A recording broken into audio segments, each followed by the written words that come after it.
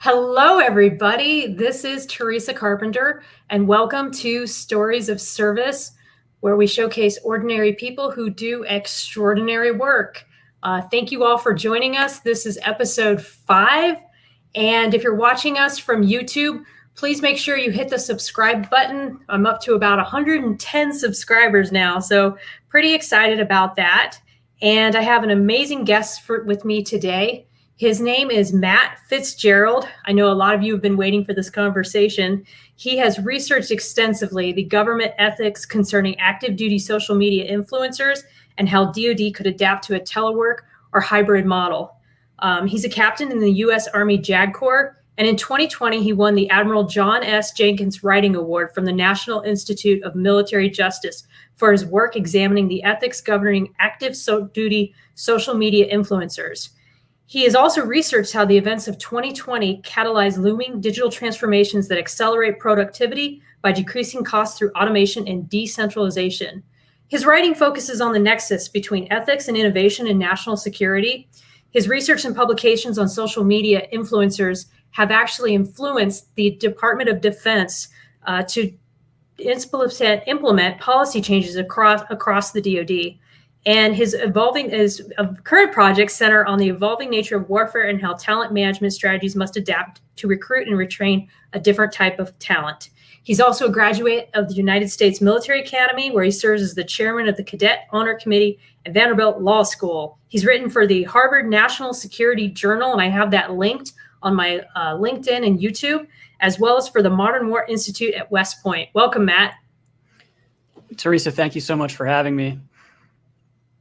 Absolutely. Thank you so much for agreeing to have this important conversation. My friend Maria Rose just popped in and said hello, so just want to say hi to you too. So what I'd like to start off with asking you is, how did you decide to join the Army? What was it that inspired you to join the Army, and how did your journey begin? Thanks, Teresa. Great place to start. And before I dig in, just for all the listeners who are already logged in, a quick disclaimer: Teresa introduced me as an Army JAG, which is true, but everything I say and anything I insinuate in this podcast should not be understood as legal advice. Just as a general rule, listeners should not take legal advice from podcasts. With that out of the way, I grew up in California, in the Bay Area, in Silicon Valley. I think that's a lot of what, in the longer term, led me to write about and research innovation in the Department of Defense. In high school, I was looking at joining either the Peace Corps or the military, and I felt like my skill set was uniquely adapted for one or the other of those two options. And when I found out that I had to go to college anyway in order to join the Peace Corps, I started looking at service academies, which I don't even remember how I heard about service academies. A lot of people in the Bay Area and California haven't even heard of the service academies. If I said West Point, they said Westmont ? The small, I think, Christian school in Southern California was better known at that point. But I looked into service academies. I was extremely lucky. I probably was not a very strong applicant for your elite academic institutions, but I was a strong candidate for the service academies, luckily, which look at a lot more than just your grades and your SAT. They look at demonstrated leadership potential and your commitment to their mission and history of service, and also some athletics. And I was very fortunate to be offered acceptance to West Point. And then even more fortunate when I was at West Point. I got very lucky. I think a lot of people look back at their time at West Point, at the Naval Academy, even at the Air Force Academy, all beautiful places, fantastic curricula. And I was lucky to be on the climbing team at West Point. So a lot of my time was spent learning how to mountaineer and rock climb and ice climb, and ultimately leading the Army climbing team, which has been still to this day one of the highlights of my military career. Teresa, you said it in the introduction. I also served as the chairman of the Cadet Honor Committee at West Point. That was also a great honor and also a supreme responsibility, I think, above and beyond anything I've done in my professional life since. It was a very heavy role. And for those who are listening and attended service academies, I think they understand the magnitude of the Cadet Honor codes at all service academies and how heavy that is of a burden, and also of a benefit to our service when we graduate leaders of character who have aspired to a higher set of ethical standards when they leave the service academies. And then when I left, sorry, Teresa. I was just saying, absolutely. I agree. Yeah. When I left West Point, I commissioned as an infantry officer in the United States Army. I served in Hawaii, and ultimately some health issues cut short my combat arms career.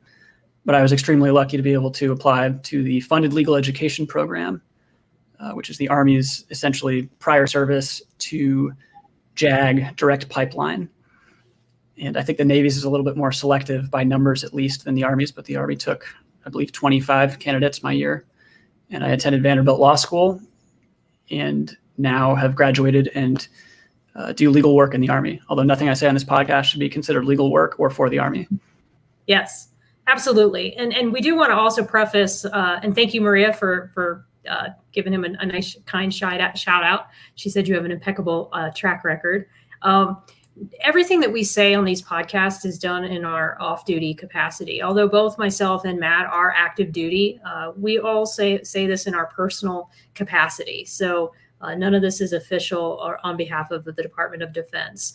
And what we really want to talk about today are primarily two things. We wanted to go into the policies that you've researched regarding active duty social media influencers, and we'll get into what we consider an influencer. It's a very broad term that can encompass all kinds of people. And then we also want to get into some of your work on the future of work and telework. But we'll start off with the issue concerning social media influencers. And what I want to know first is what got you interested in this subject? You've now written, I think it's 2 or 3. I thought it was 3 papers, but I saw you had linked to 2 of them when you sent me your bio information. But you've researched this issue pretty extensively, and I'm really wondering, what was it that inspired you to decide to take this on and look into it? Thanks for the lead-in, Teresa. Great question. As I mentioned before, I was a rifle platoon leader or an infantry officer in Hawaii at Schofield Barracks. And me and 38 other, at the time it was all men, ages 18 through 43, but mostly skewed towards age 18, were training to fight and win the nation's wars together.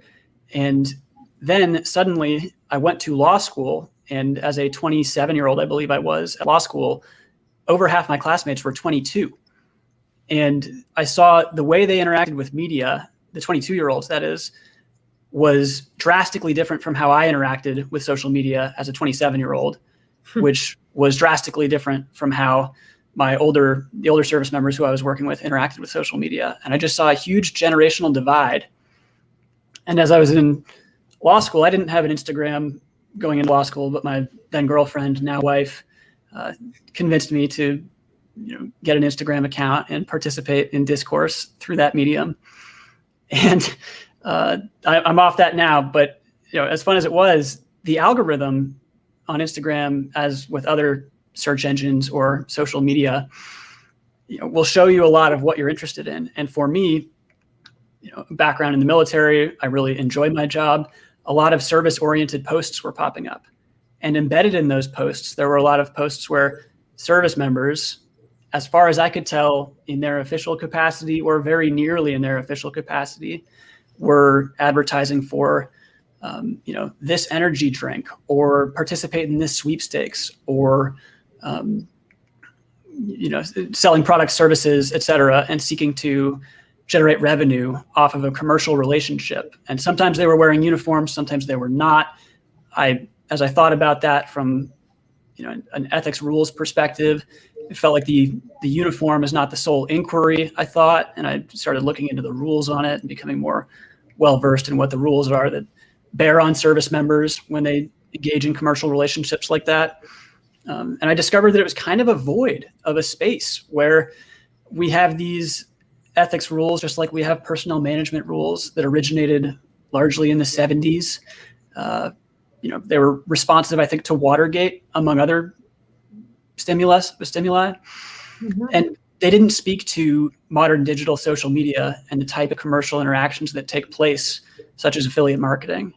And similarly, or along those veins, what I saw was that either, I wasn't advising commanders, at least not at the time, And I thought it was so ubiquitous that service members were selling products or engaging in commercial relationships in their official or quasi-official capacity on social media, that there had to be some gap in policy or some lapse in understanding.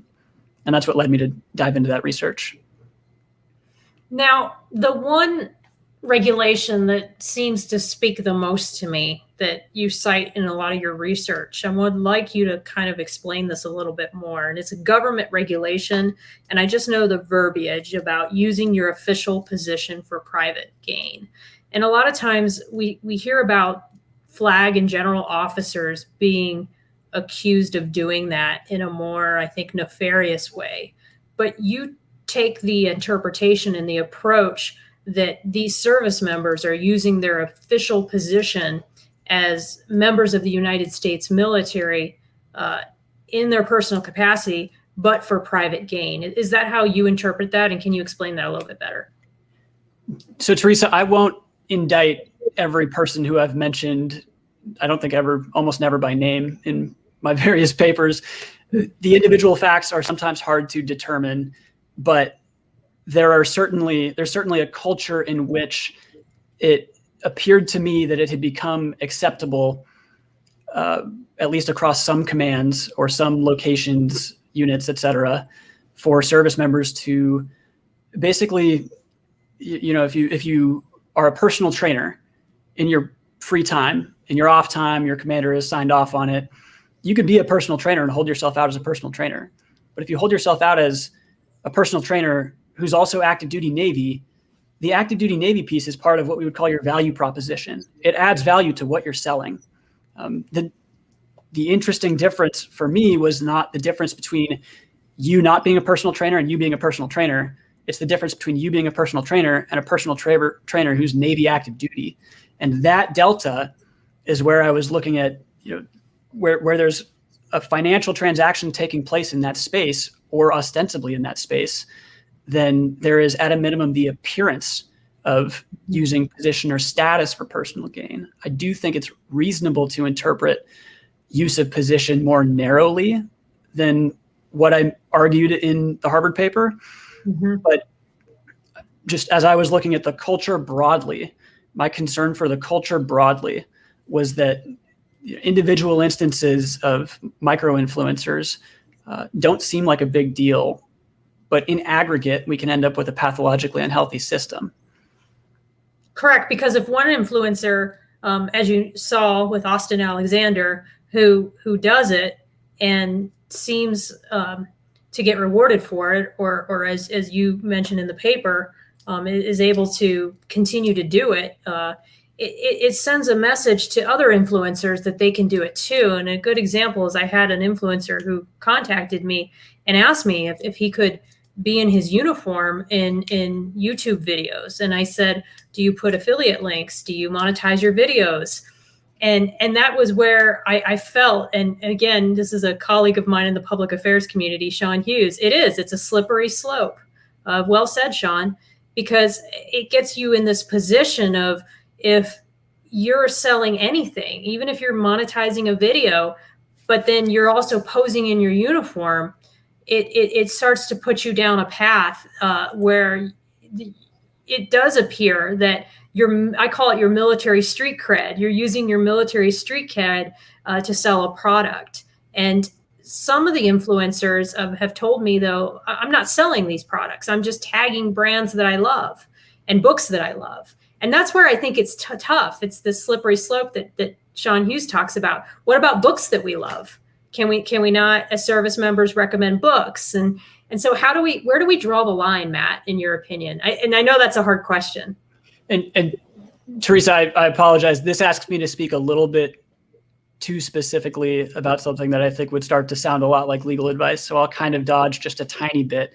But I would advise along those lines, I would advise all service members who have questions to consult their local JAG, because their local JAG can often give them top cover, where it doesn't mean that if the JAG says it's legal, it doesn't mean it's smart.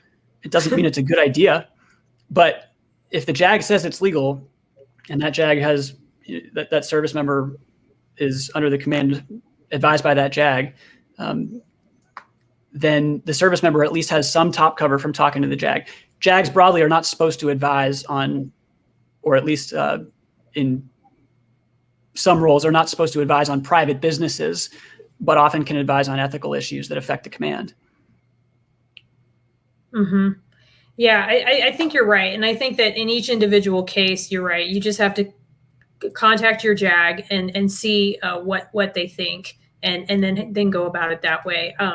I have found for myself, as not seeking a profit was where I drew my line, and I was very transparent with my chain of command when I decided to start this podcast. Although I was already very active on LinkedIn even before I came to this command. I'd had a blog since 2014. And sure, like everybody else, I've made mistakes too. I've done things on social media that probably I look back on, I was like, oh, I really could have worded that a little better. I could have done this differently, but it also has helped me learn and made me a better communicator through the process. What did you think after writing those 2 articles that you thought could be clarified, or what did you think could help service members navigate this better? Teresa, I think something that wasn't conveyed up front and perhaps not conveyed clearly in my most recent articles is how much respect and ultimately admiration I have for the massive service members who I saw in the vast majority of cases genuinely interested in benefiting their respective service. I think the papers might read to some as just a mass indictment of all service members participating in social media and whoever happened to have a Coke can in their hand. But I actually, upon doing more research, saw a lot of service members who I think, it might not be 100% desire to support their service and to support recruiting or retention missions. But very rarely did I see service members only in it for themselves. And unfortunately, where it looked like service members had no interest in supporting recruiting or retention missions, sometimes those were the most popular service members. And that made it difficult, I think, for me to work through ethically and morally, not legally, but from just my own, I want what's best for the service too. Right. And I think some of the service members have convinced themselves that they're doing what's best for the service because, oh, look how many people I influenced. And frankly, they're often right. And the Harvard paper, I argue that there are mechanisms by which, and it's a heavy lift, the service could potentially incentivize internally these high-profile YouTubers, podcasters, et cetera, so that we don't have the incentives problem where a YouTuber is rewarded financially for saying incendiary things about his or her respective service. And we have in-house compensation, and it doesn't have to keep up with the private compensation. If a YouTuber would make $100,000 a year from private compensation, he'd be at the top of the hill for military YouTubers. But if he or she made $100,000 a year, I genuinely believe that the service could offer $500 a month, and the recognition alone would probably be enough to keep someone in. And if they don't want to stay in, they can get out and make all the videos they want. Right. I posed your question to a couple influencers through Instagram. I started a little group chat about it, and they thought that kind of incentive wouldn't be enough really to motivate them to do it. But I don't know. That wasn't really an aggregate, Right. That's what they just said. And a lot of them do it because, especially one who said he's just poured his heart and soul into this and done so countless hours of unpaid work and doesn't really do it for the money. That's not why he's in the game. And I think that you're right. I think that the vast majority of active duty social media influencers are trying to do the right thing. The people that I follow, especially the recruiters, I'm very impressed by a lot of the Instagram recruiters that I'm seeing out there and putting their face out there and being so active on social media. They're doing a great job, and they're the future. I see them as the people who come behind me. I'm old and whatever, but they're younger and they're on all kinds of platforms, and they're using these tools so routinely. And it's on us as the Department of Defense to give them good guidance and good left and right limits. And I thank you, because I think that even though your paper may not have been read by a vast majority just because it's very lawyer speak, it was also very clear about the profit-making venture.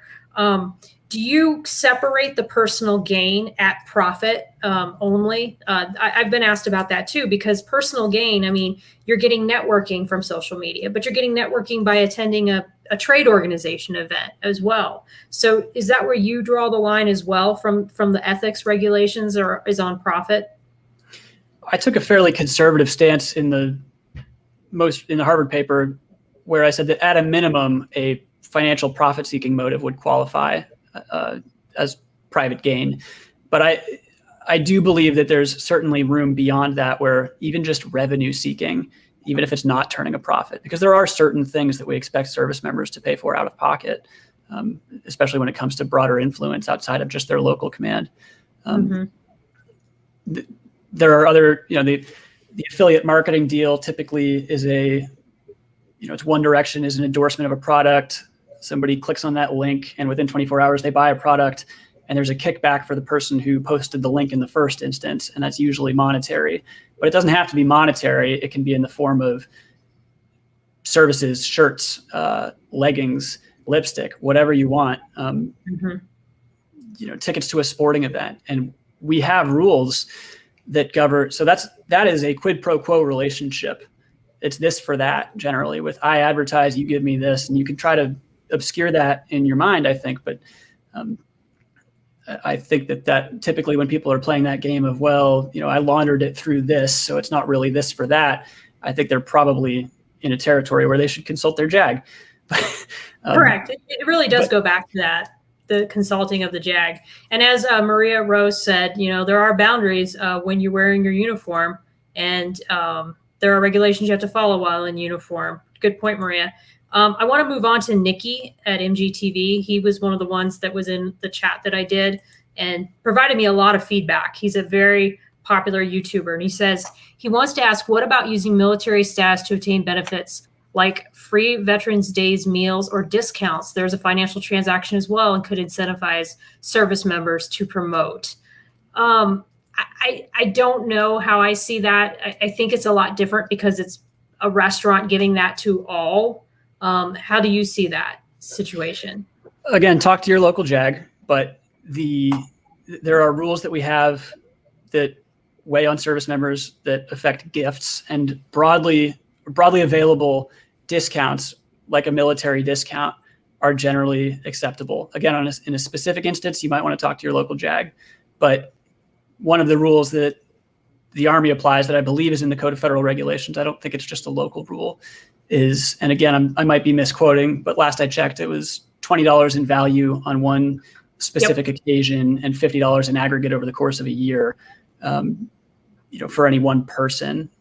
So if the recruiting depot, the brick and mortar recruiting depot, gets a pizza that was going to be thrown out from next door, even if it was going to be, the Pizza Hut or whatever, even if it was going to be thrown out, the value of that pizza is the value of the gift. And even though it's not broadly available, as long as it's not exceeding the annual gift limit, that might be okay.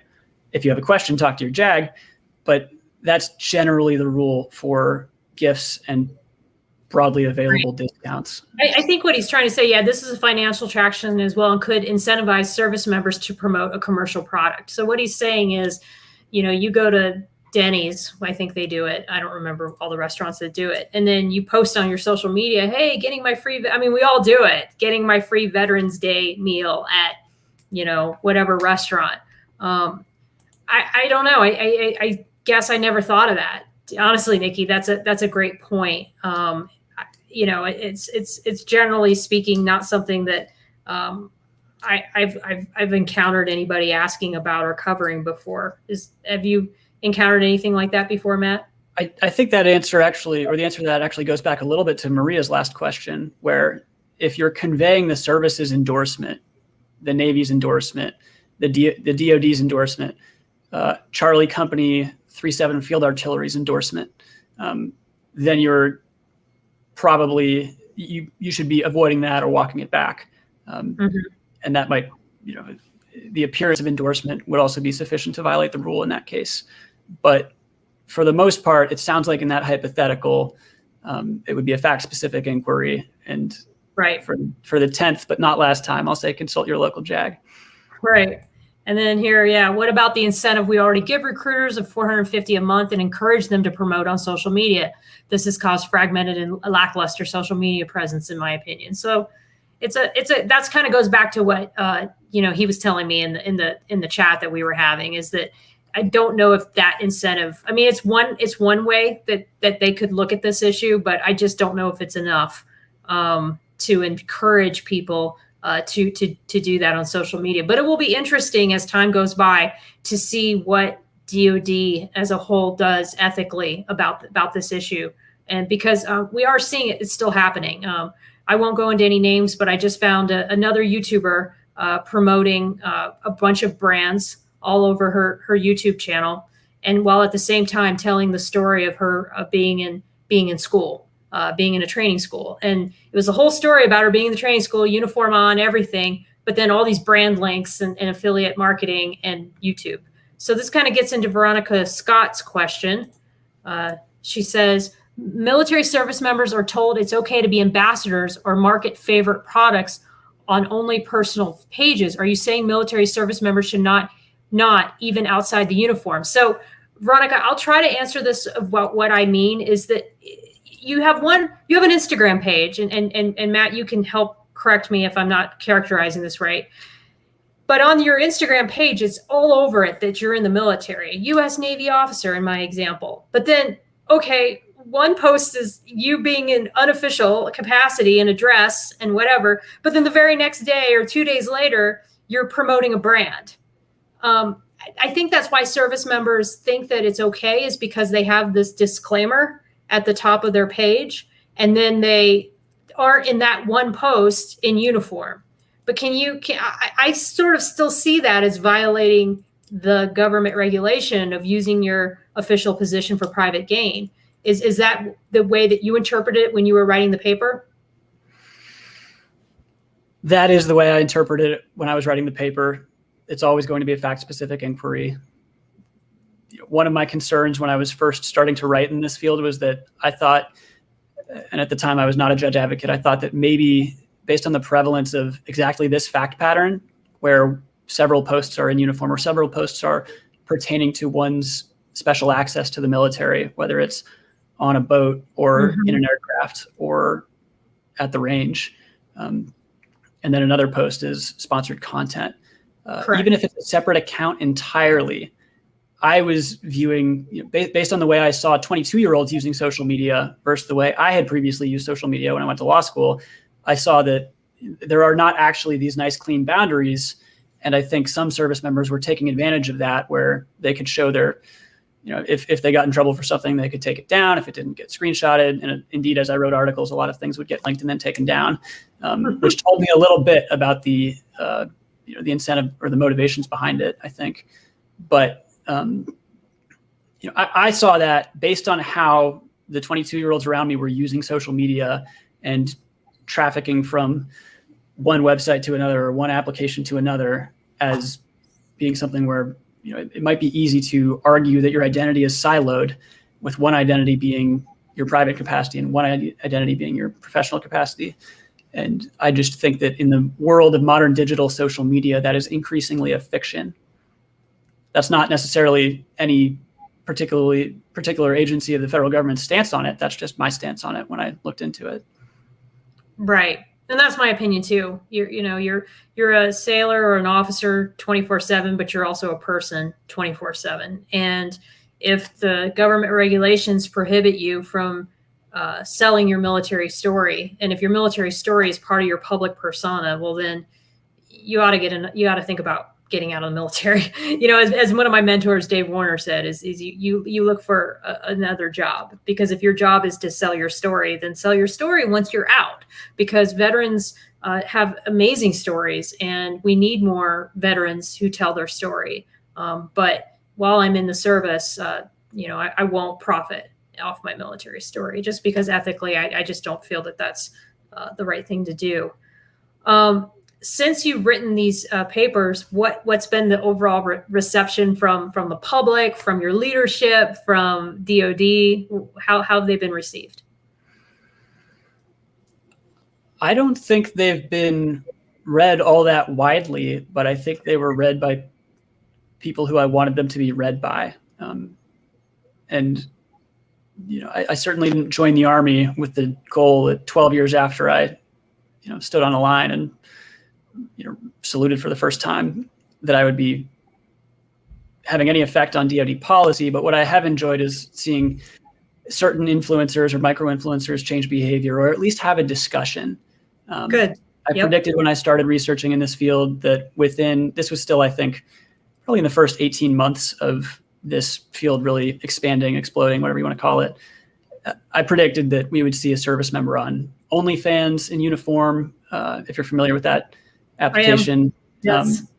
And my concern in part was that no values judgment whatsoever as to that specific application or medium, but the use of not just uniform but service affiliation, if unchecked, would lead to, as you mentioned earlier, service members seeing other service members and not having this discussion and just saying, well, she can do it or he can do it, therefore I must be able to do it.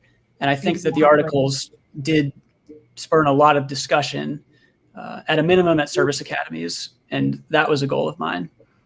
But professionally, I don't think it's been advantageous at all. I love my job. It's not related to this. Right. I gotcha.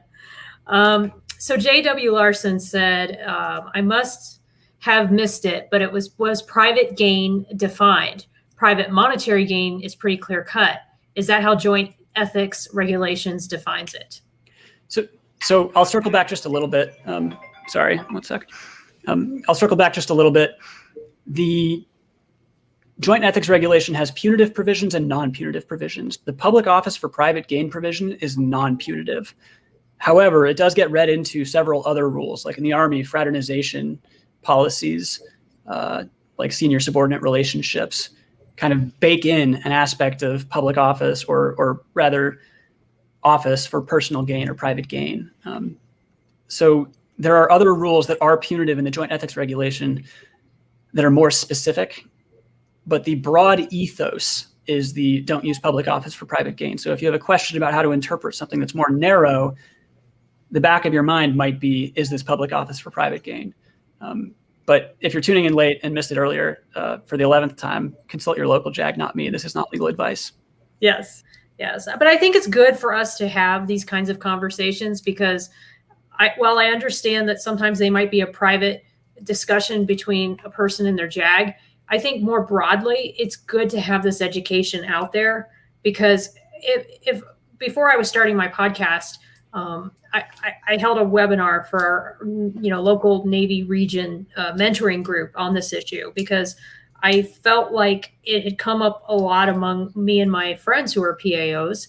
And I also wanted to make sure that when I decided to do something as public as a podcast, I was following all the proper ethics and rules. And because I was in a joint command, I wasn't exactly sure that I knew all the rules governing Navy. And so I consulted a mentor of mine who works Navy policy. He was our guest and a JAG. And then I came across your articles the weekend before the broadcast. And they helped me tremendously just in thinking about the issue and then going over it. It was a difficult read, I won't lie, because I'm not as well versed in all the different policies, but it gave me enough to understand the issue to where I knew what questions to ask.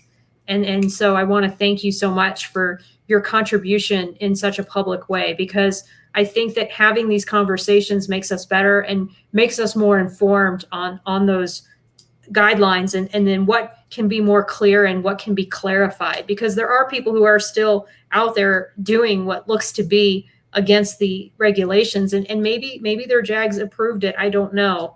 But it seems to me that's not what we ought to be doing. And so I wanted to make sure that I had you on here and publicly thanked you for the guidance that I received just by reading it. If we don't have any other questions, I don't see any other questions in the chat. So hopefully everybody's questions got answered. Unless you have anything else to add on this subject, I think I'm going to move on to the second part, which is us discussing a little bit about your work on telework and the future of work. Did you have anything else you wanted to add, Matt?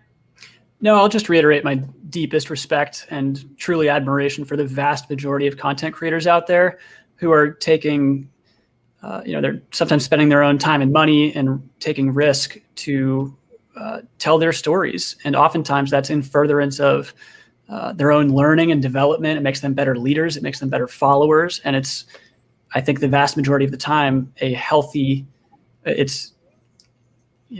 much rather we talk a little too much than not talk at all in social media spaces. We're a democracy and better for it. Absolutely. I am a huge freedom of speech advocate. And, Sean Hughes again said, can't argue the impact. And I hope, Nikki, you're still on, because he said, my son watched Nikki's relatable vids before joining the military a couple years ago, and now as a Navy corpsman in Camp Pendleton. I also remember Nikki sharing his channel efforts and origin story. Yeah, Nikki is great. I just came across Nikki at MGTV recently, and I started just binging on all his videos. And I was like, oh my God, this guy does his homework. He shows both sides of the story. He covers controversial issues, and he's relatable, and he's funny, and he's technically savvy. He really does his homework. So that's the one thing that we wanted this video not to be, is slamming content creators. What we wanted to do was give you guys a little bit of guidance and some tools on how to do this and share the Navy story, or the military story, because we're also blessed to have this opportunity to serve our country and tell our story. And we want to make sure we're doing it right. So thank you, Sean. And then he also said, let me see where this is. There we go. Great insight perspective in both papers. I sincerely appreciate your thoughts in the conversation about all of this. So Matt, you're having an impact. That's always a good thing. So what I'm going to do now is I'm going to move on to your work on the future of work. So can you give me a little bit of background on how you got down the path of looking at that issue and what's going on there? Well, Teresa, this is a work in progress for me. It's not something that I'm deep in the weeds on quite yet, or at least it's not something I've had any success in. But the last 18 months or 15 months did, I think, undeniably, fundamentally upend the entire world. Cities will be different moving forward. Suburbs will be different moving forward. Jobs in all sectors, I believe, will mostly be different moving forward. And while I certainly defer to any commander making decisions for their respective boat, fleet, brigade, et cetera, I'm interested, and I just started taking a look into the information in this area and where civilian sectors are going and which sectors and where the overlap is in terms of competing labor markets. Because I saw a statistic that I believe 70% of white collar workers are planning on staying remote at least for the next 3 months, or are remaining remote now, and many are planning on staying remote or continuing to stay remote. And I believe it's a DoDIG survey, and this is self-reported data, so it's not necessarily indicative of what it claims to be, but across the DoD, the vast majority of participants in a survey said that they were more productive when they weren't commuting to work. Again, there's all kinds of sample bias in that, but it was interesting to me just to see those things and to think to myself, I had probably my most or second most productive professional year when not commuting to an office. And I think for me, a lot of that was, I love coworkers. I love a lot of office environments, and I love the synergies that the workplace in the Army has often provided me. But when it comes to deep work and certain types of work, there are some negative externalities to centralization. And I am married, but I don't have any kids. And I saw a lot of my friends who were very high performing, especially when it was a married couple, whether male, female, male, male, female, female, what have you. They'd often be similar year groups, and as similar year groups, they would be taking command at a similar time or taking their high stress jobs at a similar time and having a hard time offsetting, especially with kids. And suddenly I have friends waking up at 4:30 in the morning to drop a kid off at daycare so that they can go to PT because their spouse is doing the same thing. And it's what we call pro-cyclical in economics, where instead of leveling those bubbles to make them more efficient, we're actually artificially making them less efficient. There are a lot of efficiencies to be gained by centralization, but certainly at the polls, and I don't mean broadly, I'm not arguing that the whole military, and I won't argue, regardless of where my research goes, that the whole military should go to a more remote model. But what I'm exploring is sort of a career intermission program of sorts for telework or remote work, where there may be some roles where predictably a service member might be able to have some geographic independence with different ways of working that model, where they could be more supportive of their family in a certain window. They could pursue some outside interest during a certain window of time. And it offers that service member increased flexibility. And oftentimes service members are separating for, they have something on their calendar in 6 months or 1 year that they're concerned about dealing with, so they get out of the military. And I think if we flex a little bit more geographic autonomy, not to the tune of a whole year off, and certainly not off, and not to the tune of 30 days leave, maybe there's space to improve the way we manage certain jobs. But that's about as deep as I've gone on it, Teresa. Interested to hear your thoughts on how you and others have performed during the pandemic and what you think about going forward. Well, I make no secret about the fact that I'm a huge advocate of telework. And like you, I don't think that it's a one size fits all. I think that there is a time and place for in-person, especially for those that work in the classified realm. I realize that in the military that there'll be a lot of people like that, or there's people who work by a shift from this time to this time. You work in a hospital, obviously you can't be telework. So I don't think it's a one size fits all, but I do feel for the people who can telework, why don't they? Or why don't they adapt a model that allows people to do that and gives people control of their time? When I posted on telework on LinkedIn, it was my third most popular post. And it was right after that DoD Pentagon IG survey that came out that said the employees were more productive on telework. I have a couple of friends who are posting a lot about the future of work and the ways in which companies are offering telework as an incentive. So I do believe that if the DoD wants to retain the best and brightest, or to attract the best and brightest, I think it would behoove them to adopt some sort of a model that accommodates and facilitates telework where telework is feasible. I think the events of COVID showed the world that we can be connected and still work in a telework model. And I think that it only helps to give people the flexibility in their time, because I work by deadlines. I work by quality of work. I don't work by having to be in the office at 8 and leaving at 5, and how many cars are in the office, or who looks busy and who doesn't. I've never thought any of those things mattered. What mattered was, did we meet the mission and produce quality work? But I do think that there is space, and there needs to be space for face-to-face. And I believe that that can be accomplished in other ways, whether that be a happy hour meetup or it be these certain weekly meetings. I think there's just ways in which we can adapt to that model. So I'm really interested in where your research takes you and what you discover as you go through the process and kind of dive into this issue further.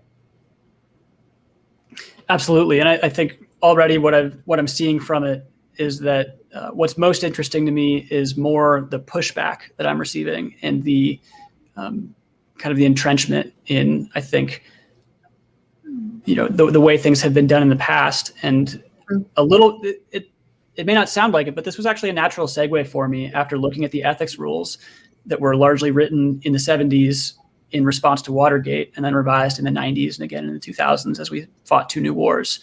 And those were the ethics rules. The personnel management policies tracked very closely with that, written by people who fought World War II, Korea, and Vietnam in a not all volunteer force, fundamentally different wars with, I'm not going to say no cyber force throughout the span of the policies being redrafted. But we fundamentally face a different conflict now than when those policies were originally drafted and then redrafted. And the type of person we're trying to recruit and retain is vastly more diverse than what we had in the past. And I think it's dangerous to, and we're, at least the Army is taking, I think, great strides to overcome, some of those archaic norms where we've increased the primary, we don't call it maternity leave anymore. We call it primary caregiver leave and secondary caregiver leave. And we've acknowledged a lot of opportunities where we can support families better. But this is one where I think a lot of people are concerned that this is Pandora's box and everybody will want to be remote. And I look back on this and think, I'm coming at this from the perspective of someone who's been myself a toxic leader. And it wasn't entirely for a lack of desire to give time, flexibility, and space back to my soldiers. It was sometimes because I found myself, it felt like a little bit handicapped in wanting to be on the front end of saying, hey, I don't need you in this physical location at this time. You've already given me more hours than I asked for, and I surprised you with them, and I'm sorry. But I often found that culturally, sometimes there was push against me being a little bit more, me compensating soldiers for excess time, excess energy, excess chaos, stress factors like that. And some of that is my failure to communicate as a subordinate leader. Probably most of it is my failure to communicate as a subordinate leader. But I just see these tools now that I wish I could have used before as a rifle platoon leader. Not telework for riflemen, but remote opportunities to learn, because so much of what we do, especially individual skills, we don't have to centralize. We don't have to commute to learn, but I can test people when I centralize, and I can test people very efficiently. And I think I can actually get a better product at the end when I put the impetus on subordinates to teach themselves and give them the tools. And then I can evaluate them not only on how well they've learned a skill, but how capable they are of being autonomous. One story that sticks with me is I had a first class at my last job who worked amazingly well, and I trusted him. And there were days at work where there just wasn't a lot going on, and I would let him go early, and I always tried to shepherd his time well, because I felt that I just wished that some of the people I had worked for didn't say, oh, you have to come in at this time and leave at this time. So I tried not to abide by that model as much as I could. But the moment I needed him for a hot tasker that would involve working all weekend, which it did, to put together a video that he had never really edited himself completely from production to shooting, from beginning to end, exactly the way we wanted the storyboard to lay out, he just popped to and delivered an amazing product, on a weekend. And that story stuck with me, just because it really shows that I feel like it's not a one size fits all, and you have to be able to trust your people. But I think that you can give people time back. And like you said, deep work, when you have to do a research paper or you have to really go deep into a presentation, that quiet space that's not in a screaming cubicle with lots of noisy coworkers is sometimes really helpful. And the employers that will give their people time to telework, to go work deeply on those projects, I think are giving their employees a tremendous benefit. So you're right, there's a generational divide. I saw that even in the LinkedIn post that I did. The old timers were very opposed to it, where I found the younger people embraced it more. So I think that there is the generational divide about adopting a telework or a hybrid model. But I think that the future of work depends on it. And I think it's where we're going. And I think that the sooner we adopt that kind of a model, I think the better the military will be. That's again, my personal opinion, but I'll be, like I said, interested in your work. I think the thing that I'd like to close out on, we're kind of getting at the top of the hour, unless anybody else has some questions, is what you have your day-to-day lawyer job. What inspires you to dig into all these perplexing, very deep questions? What drives you to do that? I think my prior friends in the infantry and in combat arms branches in the United States Army will probably hate me for saying this, but I was a bit of a Neanderthal, I would say, as an infantryman and as an infantry officer. If given the choice between around the wall, over the wall, or through the wall, I was going through the wall every time. And to suddenly go to law school and reassess the world through a little bit more of an academic lens and a little bit more of a theoretical lens. I'm concerned that I've overcorrected and I'm now the academic in an ivory tower throwing stones at the people who are actually in the arena adding value to the organization. But it was fun for me to have a niche where, as a rifle platoon leader or as an infantryman, there were some things that I was good at, but I didn't really have a comparative advantage over a large mass of my peers because some of my peers were just phenomenal at seemingly everything in that world. Mm-hmm. And as a lawyer with a combat arms background, and plenty of lawyers in the Army have combat arms backgrounds and extensive experience in something resembling a combat arms background, but it is enough of a niche that I can take a look at when I went to law school, who I interacted when I interacted with them, and find the areas where I'm enthusiastic about the subject matter. In the case of the ethics stuff, my background as the chairman of the Cadet Honor Committee, I think I was largely unsuccessful in that role. Tried to do a lot of things that totally failed. And now, 8 years later, I can take what I learned from those failures and try to apply them more broadly for the benefit of the service. Well, I think what you're doing is great. And I love that you dive deep and you do your work and you do the research to seriously look at these issues. And I think something that stuck with me is that you see where the gaps are.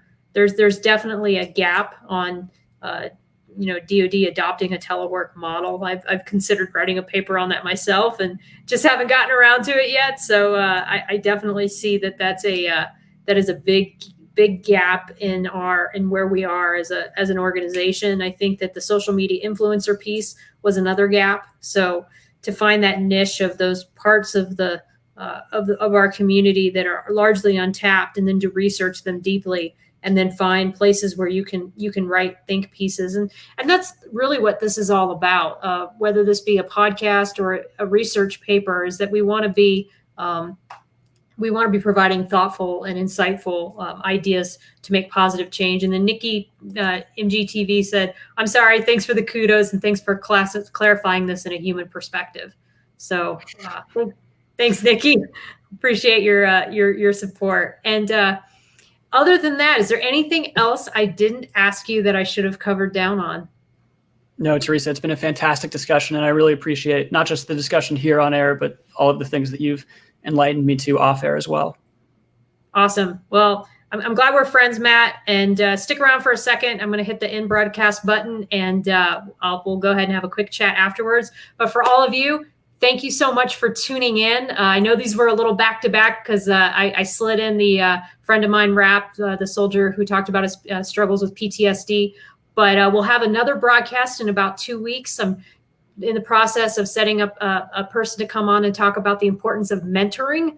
I think that's an incredible part of our work experience is to have mentors, and really none of us, I think, would be anywhere in life if we didn't have people who we look up to and who we can aspire to one day become. So I'm really excited about this guest. I won't say too much about it yet because I'm still working out the details.